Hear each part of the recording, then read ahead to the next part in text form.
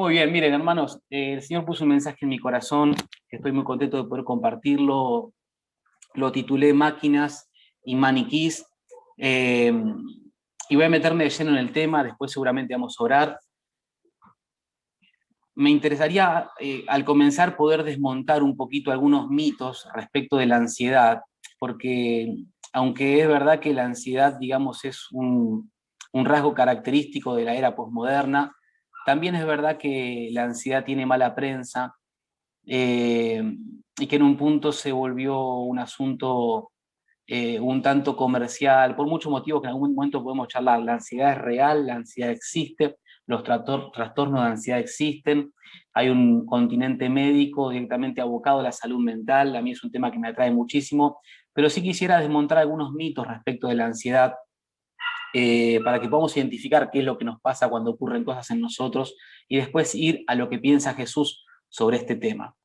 Es fundamental que podamos nosotros remarcar y entender la diferencia que existe entre la ansiedad como una respuesta natural del organismo ante una amenaza, ante una situación y un problema, y la diferencia que hay entre esto y los trastornos de ansiedad. La diferencia que hay entre la ansiedad como una reacción natural del organismo y la ansiedad patológica. Miren, estrés y ansiedad son dos procesos naturales de nuestro organismo. Son dos reacciones naturales de nuestro organismo. No podríamos vivir nosotros sin el nivel justo de ansiedad y estrés. Lo más importante es encontrar esa diferencia, es poder identificarla. Cuando, por ejemplo, aparece una tarea en el trabajo a la que tenemos que dar una respuesta rápida y que es importante, cierto grado de ansiedad nos permite a nosotros enfrentarnos a ella de una manera mucho más eficaz. La ansiedad es algo con lo que convivimos. ¿Será sana esta ansiedad si nos sirve para solucionar el problema o para evitarlo eficaz y permanentemente? La ansiedad va a ser patológica, a ver si me entienden, va a ser patológica si nos afecta de manera desmedida por su intensidad o si afecta ya otras áreas de nuestra vida. ¿Por qué? Porque la lucha contra la ansiedad y su sintomatología, es decir, los síntomas que vamos sintiendo, se convierten en el centro de nuestra vida, en el centro de atención, pierdo autonomía, evito momentos y circunstancias por miedo a que eso vuelva a despertarse en mí. ¿Se entiende entonces la diferencia? Entonces está la ansiedad como una reacción orgánica, una reacción natural del organismo ante amenazas, situaciones difíciles, problemas, y cuando tengo que hacer algo y responder con prontitud, con celeridad, con eficacia y actuar pronto, un cierto nivel de ansiedad que produce mi organismo, originándose en el sistema simpático, es necesario para salir adelante, para actuar. Pero cuando ya esta ansiedad es cada vez más intensa, se prolonga en el paso del tiempo, me hace perder autonomía porque empiezo a perder control de mí mismo y toda la atención se va a los síntomas que produce esta ansiedad y pierdo de vista el momento y pierdo de vista a Dios y pierdo de vista mi vida y pierdo de vista mi casa y lo que estoy viviendo en el momento presente por lo que me acontece interiormente en el cuerpo por la ansiedad, ahí ya estamos hablando de un trastorno, ahí estamos hablando de una ansiedad insana. Así que Jesús le habla a un grupo de personas, un discurso que tiene que ver con no afanarse, y habla de no llegar a este punto de ser dominados por la ansiedad insana. Jesús no se refiere a la ansiedad natural y necesaria o al estrés natural y necesario. Jesús se refiere a la ansiedad insana, aquella que nos termina dominando. Entonces vamos a leer lo que dice Jesús en la placa número 1. Esto está en Lucas capítulo 12, versos 22 al 33. Un pasaje muy conocido. Él le dice a sus discípulos: por tanto os digo, no os afanéis por vuestra vida, qué comeréis, ni por el cuerpo, qué vestiréis. La vida es más que la comida, y el cuerpo más que el vestido. Considerad los cuervos, que ni siembran, ni ciegan, que ni tienen despensa ni granero, y Dios los alimenta. ¿No valéis vosotros mucho más que las aves?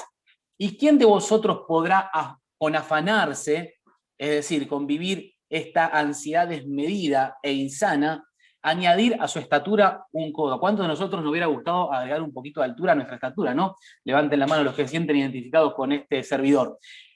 Versículo 26, pues si no podéis ni aún lo que es menos, ¿por qué os afanáis por lo demás?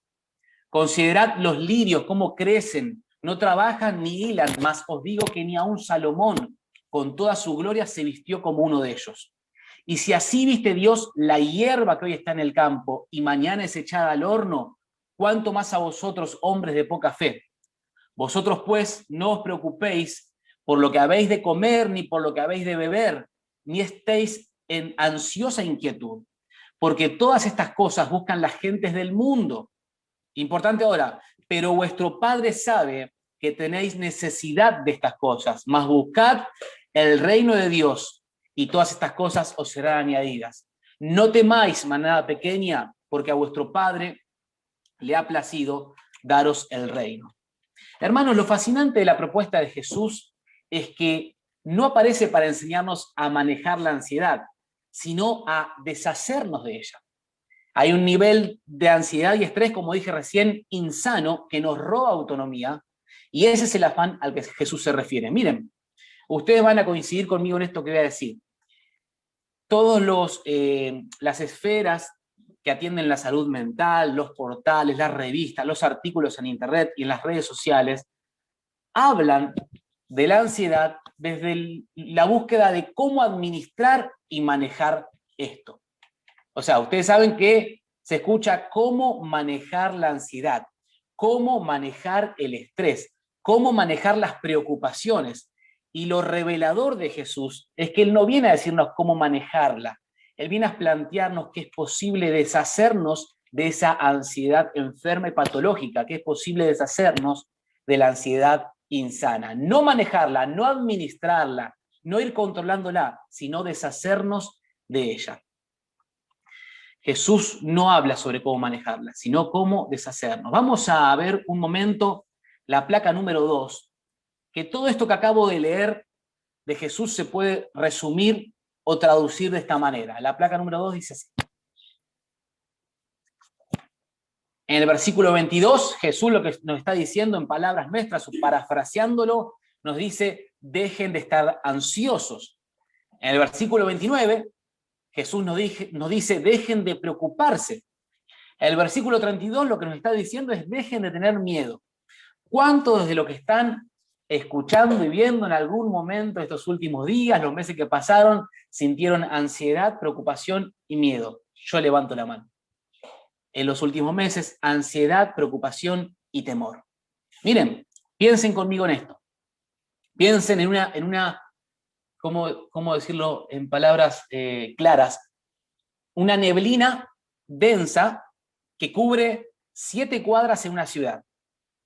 Es una neblina, una capa, una neblina de 30 metros de altura, que está constituida, esa neblina densa, que cubre 7 cuadras de una ciudad y tiene 30 metros de altura, está constituida solamente por un vaso de agua. Un vaso de agua provee para 7 cuadras de una neblina de 30 metros de altura, y esto paraliza a una comunidad entera. Esto está en un portal, en una sección de la Universidad de Ohio, como un comentario hablando de la ansiedad y la preocupación.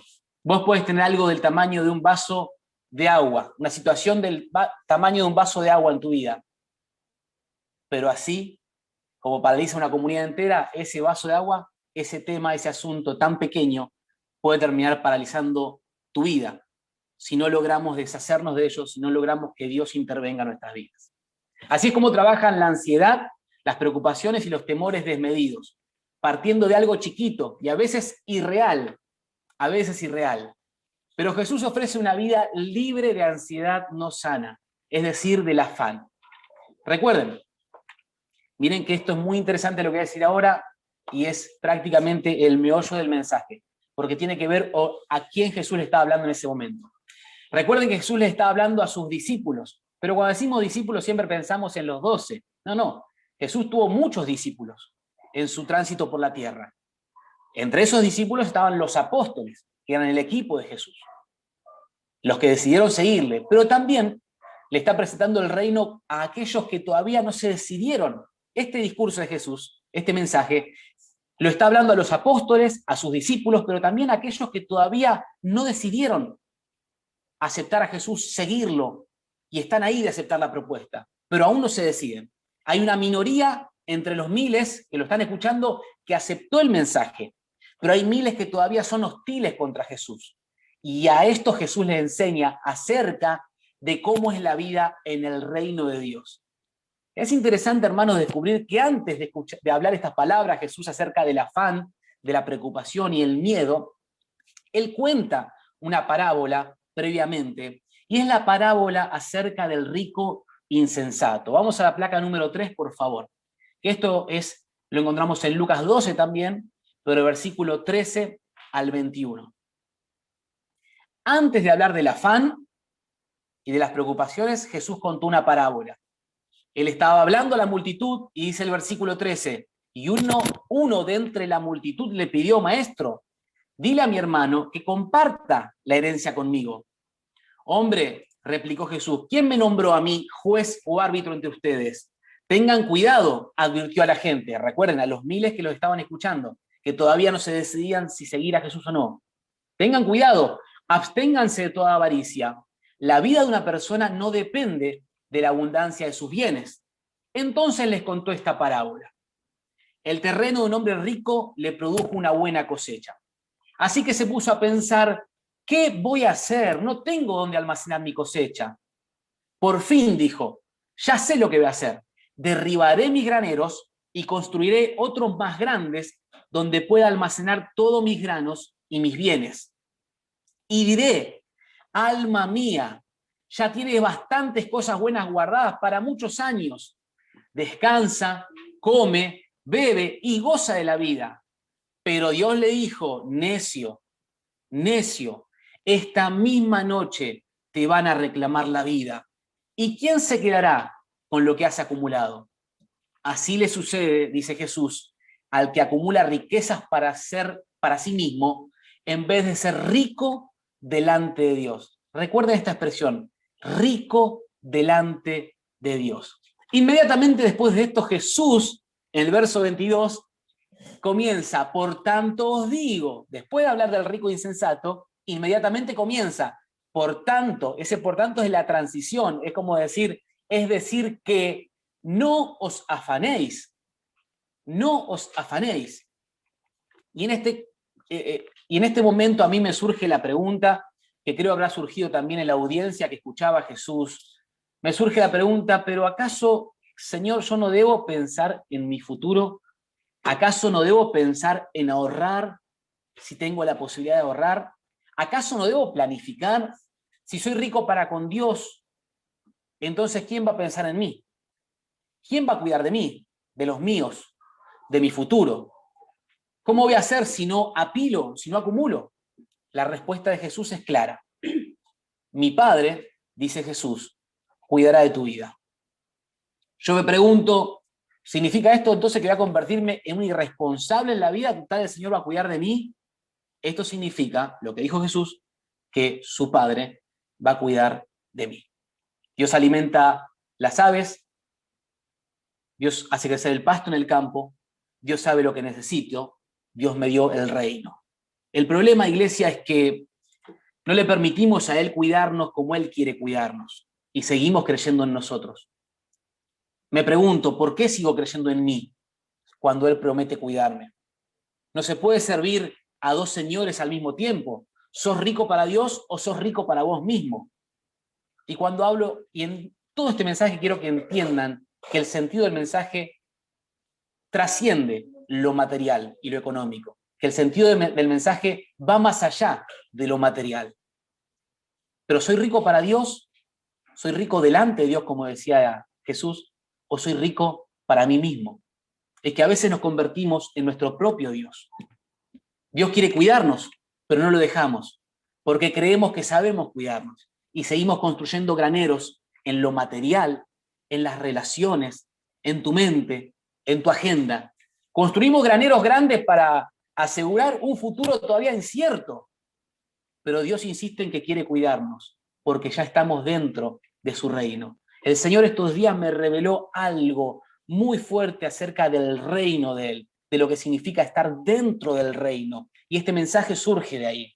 Jesús toma muy seriamente su discurso al hablar de que no se preocupen por lo que van a comer y lo que van a vestir. Miren, hermanos, es importante siempre conocer el contexto histórico en donde ocurren los relatos bíblicos. Esta gente estaba preocupada profundamente por lo que iban a comer y lo que iban a vestir. Había una ansiedad no sana porque básicamente vivían para sobrevivir. No había lugares de comida rápida como hoy tenemos, no había pedidos ya, no estaba el supermercado chino de la vuelta de casa, no había nada de eso, no había shopping, no había outlet.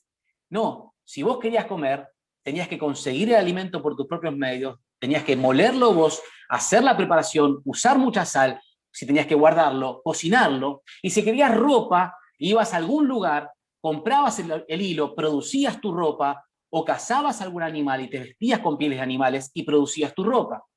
Y si eras pobre, era una verdadera lucha obtener el sustento diario en los tiempos de Jesús. En esto consistía la vida de esta gente, en tener la suficiente comida para sobrevivir y la suficiente ropa para mantenerse cubiertos y no morir a causa del sol ardiente de Medio Oriente. En esto consistía su vida, su agenda. Pero la ansiedad, preocupación y temor de estas personas tenía que ver con esto, con conseguir lo necesario para sobrevivir. La agenda giraba en torno a esto, las conversaciones en casa tenían que ver con esto, el movimiento de la familia tenía que ver con esto. Por eso, si seguimos unos años más adelante, encontramos en primera de Timoteo 6:8 la siguiente expresión. Y fíjense qué conexión que hay. Teniendo sustento y abrigo, estemos contentos. Teniendo sustento y abrigo, estemos contentos. Fíjense qué conexión con el tiempo de Jesús, porque la vida consistía en obtener esto. Vamos a mirar un poquito la placa número 4.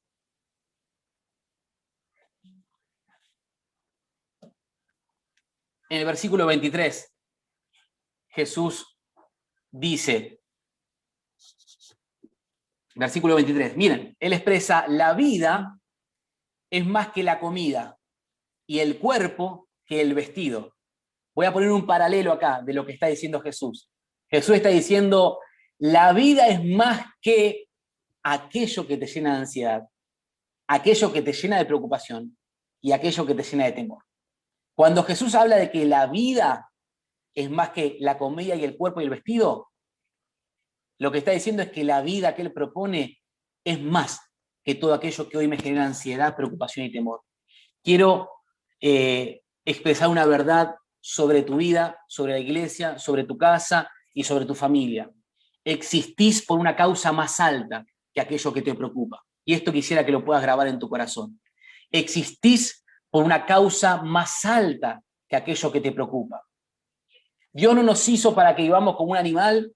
Nuestra existencia no consiste en ser una máquina que come y se viste. El alimento y la moda dominan la industria. Sin Dios somos una máquina que come y un maniquí que se viste. Pero Dios no me dio vida para esa razón. En Dios tengo un propósito. Iglesia, para aquellos que aceptaron la adopción de Dios como Padre, entraron a su reino y decidieron seguirle, van a ser sustentados en espíritu, alma y cuerpo hasta el último de sus días. Hasta el último de sus días. Van a ser sustentados en espíritu, alma y cuerpo hasta el último de sus días. Perdón. Quiero que, si me estás escuchando, puedas repetir esta expresión conmigo. Estoy en el reino. Digamos juntos. Estoy en el reino. Estoy en el reino. Y porque estoy en el reino de un Padre que por elección personal decidió tomarme en adopción, seré sustentado hasta el último de mis días, en espíritu, en alma y en cuerpo. Dios proveerá en todo orden, iglesia, repito, en todo orden, lo que necesitamos para vivir. Sin dudas que uno se va a esforzar en la vida, uno va a ser diligente y responsable en el diario vivir, pero a eso, a todo ese esfuerzo, siempre sin llegar a la ansiedad insana y a la preocupación insana y al miedo insano, a todo ese esfuerzo agregale ser rico para con Dios, confiando en Él.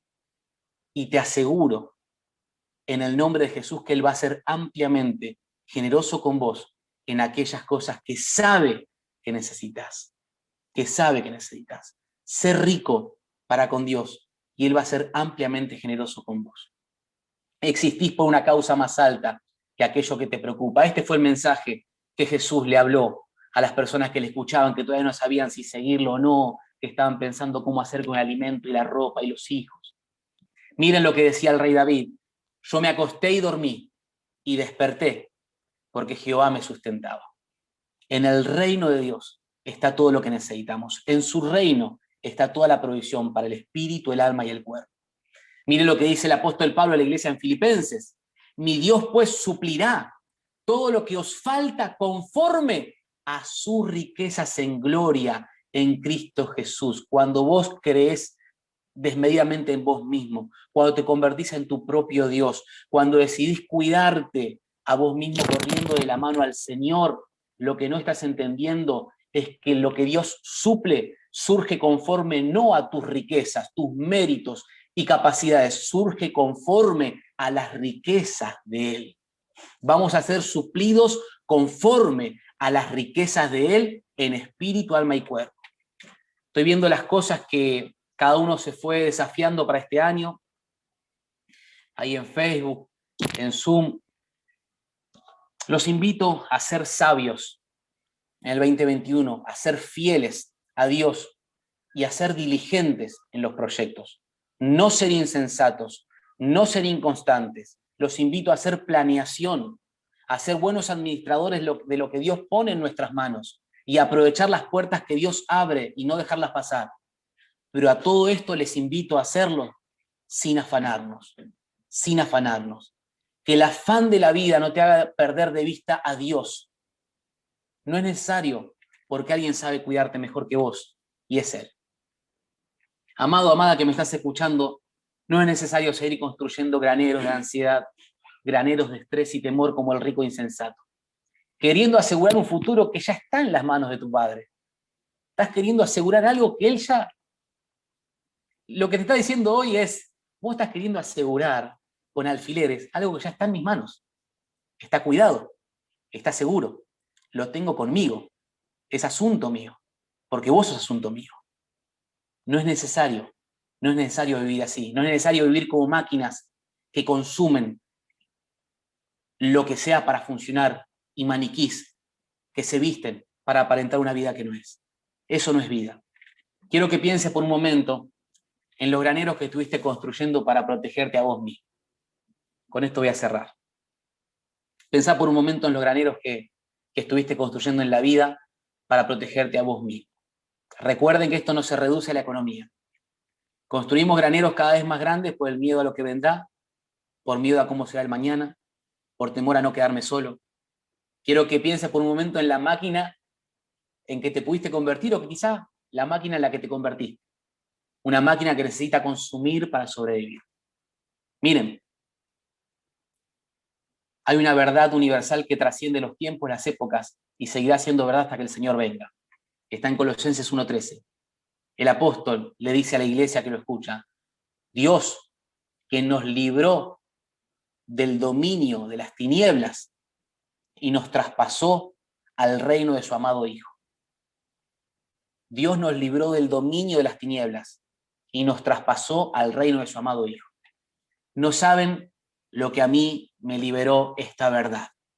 No saben lo que a mí me liberó esta verdad. La verdad es saber que pertenezco al reino de Dios, que fui adoptado como hijo, que estoy en su reino.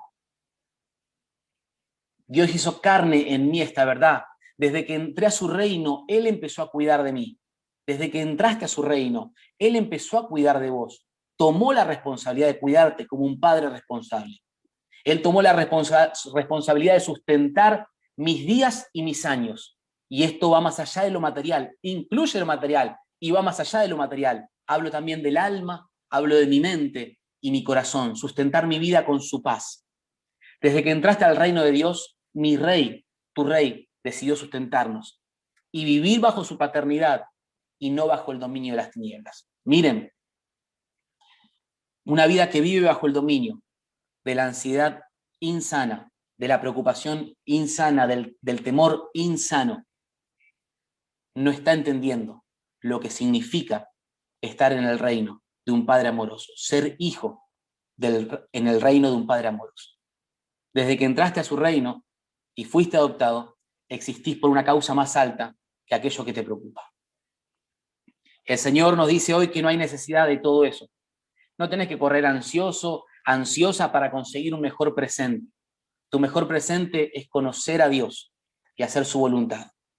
El miedo ante un futuro incierto no debe dominarte. Tenés que caminar siendo responsable ante Él, pero dejando que Él te cuide, dejando que Él me cuide, dejando que Él nos sustente en todo aspecto. Ser rico para con Dios. ¿Dónde comienza el ser rico para con Dios? Confiando en Él, con todas mis fuerzas, con toda mi mente y con todo mi corazón.